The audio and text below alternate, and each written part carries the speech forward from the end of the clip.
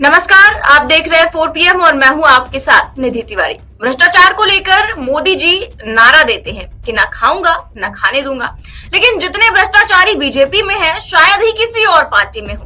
और अब कर्नाटक से भी एक ऐसी ही खबर निकलकर सामने आ रही है जिसने भाजपा की पोल खोल कर रख दी है। दरअसल कर्नाटक में असंतुष्ट भाजपा विधायक बसंत गौड़ा पाटिल यत्नाल ने अपनी ही पार्टी के खिलाफ मोर्चा खोल दिया है और उन्होंने खुली चेतावनी दी है बीजेपी को कि अगर उन्हें पार्टी से निष्कासित किया गया तो वो कोविड-19 के दौरान येदियुरप्पा की अगुवाई वाली कर्नाटक की भाजपा सरकार में जो भी घोटाले हुए थे और 40,000 करोड़ रुपए की कथित अनियमितताओं को उजागर कर देंगे। जी हाँ, उन्होंने साफ तौर पर कहा कि कर्नाटक में पूर्ववर्ती भाजपा सरकार यानी कि येदियुरप्पा सरकार ने कोविड के दौरान बड़ा भ्रष्टाचार किया। उन्हें मुझे नोटिस देने तो दीजिए, मैं पार्टी से मुझे निकालने दीजिए तो मैं उन्हें बेनकाब कर दूंगा और 40,000 करोड़ के घोटाले का पर्दाफाश कर दूंगा। तो सवाल ये उठता है कि आखिर और कितने विधायक केवल कुर्सी की खातिर ये सारे राज अपने अंदर दफन करके बैठे हैं और क्या इसी तरह का भ्रष्टाचार लगातार होता आ रहा है। इन्हीं सब चीजों पर हम चर्चा करेंगे और इस चर्चा में हमारे साथ मौजूद है राशिद ज़हीर सर। बहुत बहुत स्वागत है आपका। तो सर, जिस तरह का आरोप बीजेपी विधायक ने लगाया है और क्या कुछ कहा है वो भी मैं आपको बता देती हूँ। उन्होंने कहा है कि एक मास्क जिसकी कीमत 45 रुपए है, येदियुरप्पा सरकार ने कोविड के दौरान उनमें से प्रत्येक पर कितना खर्च किया। उन्होंने प्रत्येक मास्क के लिए 485 रुपए की कीमत रखी थी, यानी कि 45 रुपए का जो मास्क था उसकी कीमत 485 रुपए थी। आगे उन्होंने कहा कि भाजपा सरकार ने बेंगलुरु में 10,000 बिस्तरों की व्यवस्था की है। इन बिस्तरों को किराए पर लिया गया था। अगर खरीदा होता तो 2 बिस्तर उसी कीमत पर खरीदे जा सकते थे। वो प्रतिदिन 20,000 रुपए किराया देते थे और 20,000 रुपए में सेलाइन स्टैंड वाले 2 खाटे खरीदी जा सकती थी। और इसी तरह की कई सारी उन्होंने आरोप लगाए हैं कि कई सारी चीजों को लेकर, चाहे वो मास्क हो चाहे वो बेड हो। तो क्या कहेंगे आप इस पर कि इस तरह का भ्रष्टाचार वो भी कोविड काल के दौरान? कर्नाटक में मैम पिछले जो उनके नेता थे मदन विरूपाक्षा, उनके पास से भी 800 करोड़ रुपए का इसी प्रकार की बात आई थी। लेकिन बात यह है कि भारतीय जनता पार्टी जो कहती है कि पार्टी विद द डिफरेंस, और हमारे नेता तो बिल्कुल दूध के दिल हैं और जितने भी नेता हैं सब जो भी बैड डेप्थ होते हैं वो विपक्ष में हैं। उनका नेता जब उनको 40,000 करोड़ रुपए की बात बता रहा है तो उनको अपने गिरेबान में झांकने की जरूरत है। विपक्ष को जिस प्रकार से उठाना चाहिए विपक्ष अक्सर विफल रहता है, लेकिन फिर भी मैं कहता हूँ ना, भस्मासुर तो हर जगह पैदा हो सकते हैं। अब उनके विधायक ने अगर ये बात की है कि 45 रुपए का जो मास्क है वो 485 रुपए में और एक मरीज से 8-10 लाख रुपया का बिल बनाया गया है, हटाया भी गया इनको इसी वजह से था। और जो येदियुरप्पा हैं वो अपनी कम्युनिटी की वजह से बेसिकली वहाँ स्ट्रांग हैं, लेकिन उनके ऊपर किसी तरह के पहले भी आरोप लगते रहे, कोई नई बात नहीं है।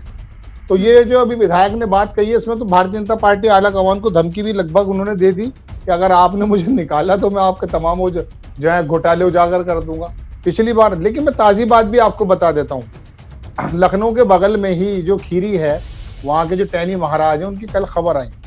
उस खबर में निधि जी क्या हुआ कि उन्होंने अपने विधायक को कहा कि बड़े कब्जे कर रहे हैं आप मकानों पर। वो वीडियो वायरल हो गया। वो पलिया के विधायक हैं, उन्होंने कहा सांसद जी को ऐसी बात नहीं कहनी चाहिए थी। तो ये इनके नेता अब अपना भी बताने को शुरू कर रहे हैं, चूंकि विपक्ष को तो अगर बोलेगा भी तो आम जन के बारे में कुछ ऐसी बात बना दी गई है कि अगर आप, मैं या आम जन कोई आवाज उठाता है तो कहते हैं ये तो गलत उठाएगा, मोदी जी के खिलाफ है। लेकिन अब अगर ये यतनाल करके जो विधायक हैं ये अपनी बात को बता रहे हैं और ऐसे घोटाले की बात कर रहे हैं, और ये घोटाले तो वो जेल में चले गए आम आदमी पार्टी के जो थे संजय साहब, उन्होंने भी खोले थे। लेकिन बात यह है ना कि मैंने स्ट्रीम मीडिया मीडिया है, गोदी मीडिया कहिए, जब तक वो इसको स्प्रेड नहीं करेगा, इसको बढ़ाएगा नहीं, 2-3 दिन तक इसका ट्रायल नहीं चलाएगा, तब तक लोगों को पता नहीं चलेगी, कल को बात खत्म हो जाएगी। ये जी मैम। जी, तो सर इस तरह का जो घोटाला सामने आया वो भी तब जब इन्हें पार्टी से निष्कासित करने की बात कही गई है और तब उन्होंने चेतावनी दी है। अब मान लीजिए कि कितने ही विधायक होंगे जो इस तरह के अपनी कुर्सी की लालच में न जाने कितने घोटालों को दबाकर बैठे होंगे, इस पर क्या कहेंगे आप? अब बात तो यह है ना कि वो जो नारा दिया गया था, ना खाऊंगा ना खाने दूंगा, अब ये तुम्हारे लोग बता रहे हैं कि खा रहे हैं 40,000 करोड़ रुपया, और अगर आपने जरा सा छेड़ने की कोशिश की तो पूरी कुंडली खोलने की बात वो कर रहे हैं। तो अब तो प्रधानमंत्री जी आला कमान नेता हैं, उनको देखना चाहिए। लेकिन निधि, मैं एक बात बताता हूँ बहुत प्रैक्टिकल। देखिए, सेंगर के मामले को लखनऊ का एक लोकल चैनल है जो उत्तर प्रदेश का, उसने 3 दिन 5 दिन 1 हफ्ता उसको चलाया, पूरे देश को पता चला कि सेंगर ने क्या किया। इसमें तो कोई दो राय नहीं है। लेकिन आज की ये खबर कल को खत्म हो जाएगी। ये जो आपको दिखाई दे रहा है ना, करोड़ों रुपए का जो गबन है, ये खाली ऐसा नहीं है कि कांग्रेस के नेता या विपक्ष के नेता ही करते आए हैं। वो भी दूध के धुले नहीं होंगे, जब उनको मौका मिला वो भी कर गए होंगे। लेकिन प्रधानमंत्री जी मध्य प्रदेश में तो कहते ये हैं कि 70,000 करोड़ रुपए का घोटाला किया है शरद पवार के भतीजे अजीत पवार ने, और 35,000 का तो उन्होंने कहा सिंचाई में किया है, और मैं छोड़ूंगा नहीं। 5 दिन बाद उनको डिप्टी सीएम बना देते हैं। लेकिन मुझे इनसे गिला नहीं है, ये लोग तो अपनी दुकान चला रहे हैं। गिला तो मुझे आपसे, अपने आप से, आम जन से, वोटर से है कि जब इनकी चोरी चकारी, जो आपके और मेरे पैसे के टैक्स के पैसे हैं, उसको चोरी किए जाते हैं, तो सत्ता पक्ष का बंदा यदि चोरी करता तो आप इसलिए उसको माफ कर रहे हैं कि ये तो राम मंदिर बनाने में सहायक, और विपक्ष के बंदे को आप इसलिए चोर बता रहे हैं कि ये तो विपक्ष का बंदा, ये राम मंदिर बनाने में जो है अड़चन पैदा करता है। तो बात यह है कि अब तो चोर भी अपना है तो ठीक है, और चोर अगर विपक्षी का है तो वो चोर है। ये आम जन की जो बात बना दी गई है ना, ये आपके और मेरा जो ख्याल बना दिए गए हैं। पहले जो बंटवारा हुआ करता था निधि, अगर मैं आपको थोड़ा पीछे लेकर चलूं, कोई भी आप देखिए, वीपी सिंह ने राजीव गांधी की सरकार को उखाड़ कर फेंक दिया बोफोर्स के मुद्दे पर। 65 करोड़ रुपए का घोटाला बताया जाता था वो, और बाद में रिपोर्ट आई कि कोई पैसा नहीं लिया गया उसके अंदर। लेकिन पूरा देश वीपी सिंह के साथ था। क्या वजह थी? घोटाले की।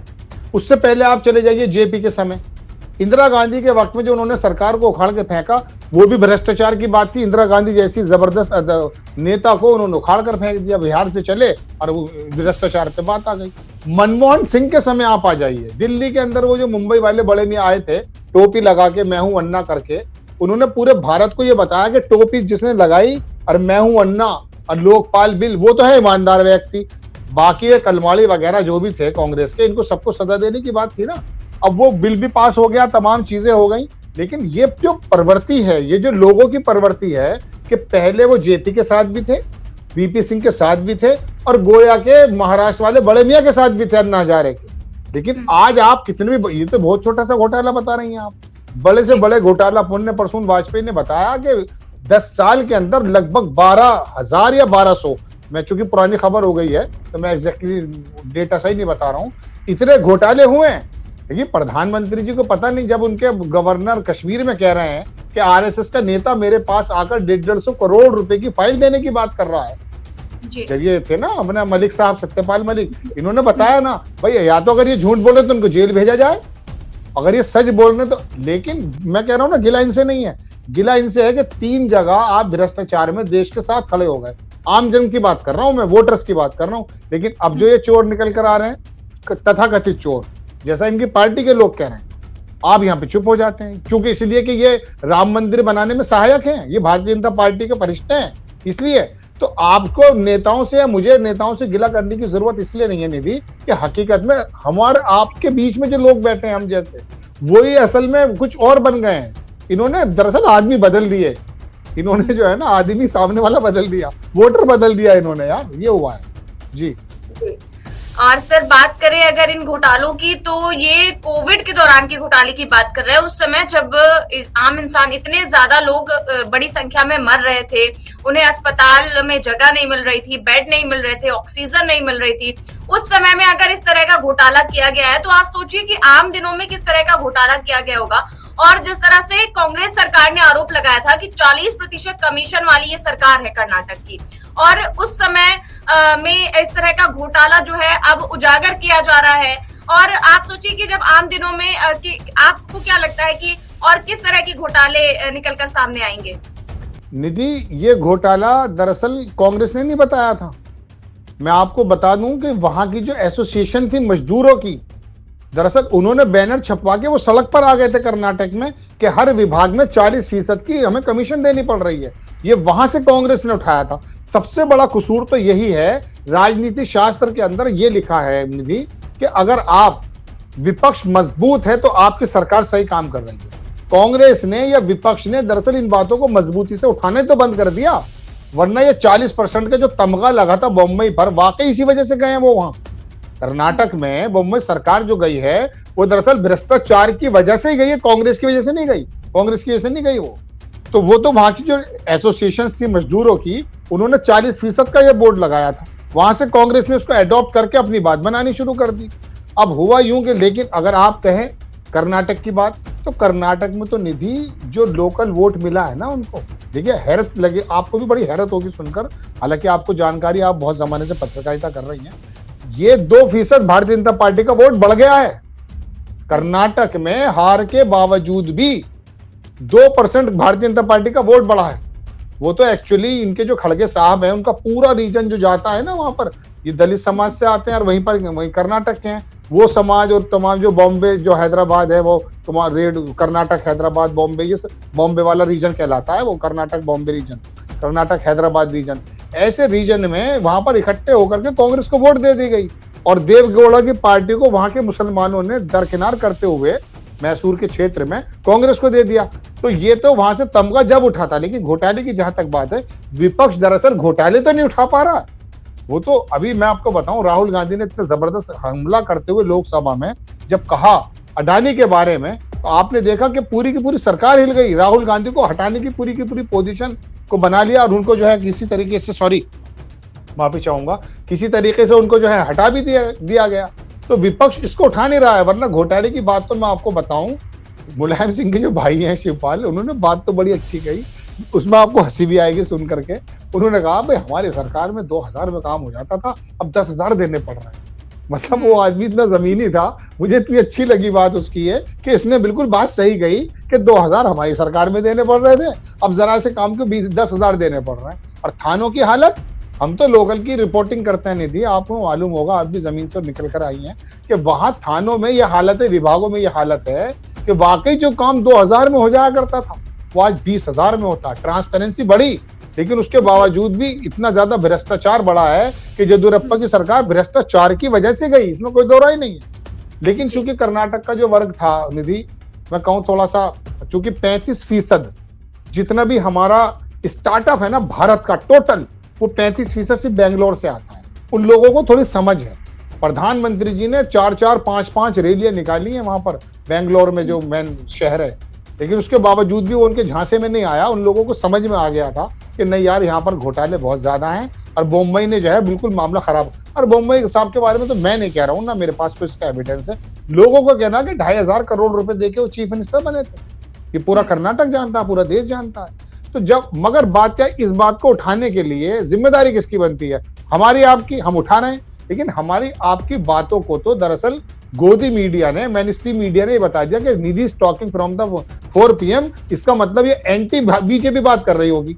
अरे भाई, हम सवाल उठा रहे हैं। राहुल गांधी अगर चपरासी भी हों तो हम उनसे बात कर लें, वो तो किसी पद पे नहीं है ना बेचारे अभी फिलहाल, हम सवाल उनसे भी करेंगे। लेकिन बात फिर वही आ जाती है कि इनका घोटाला कोई घोटाला नहीं है और दूसरे का घोटाला महाघोटाला है। जी जी।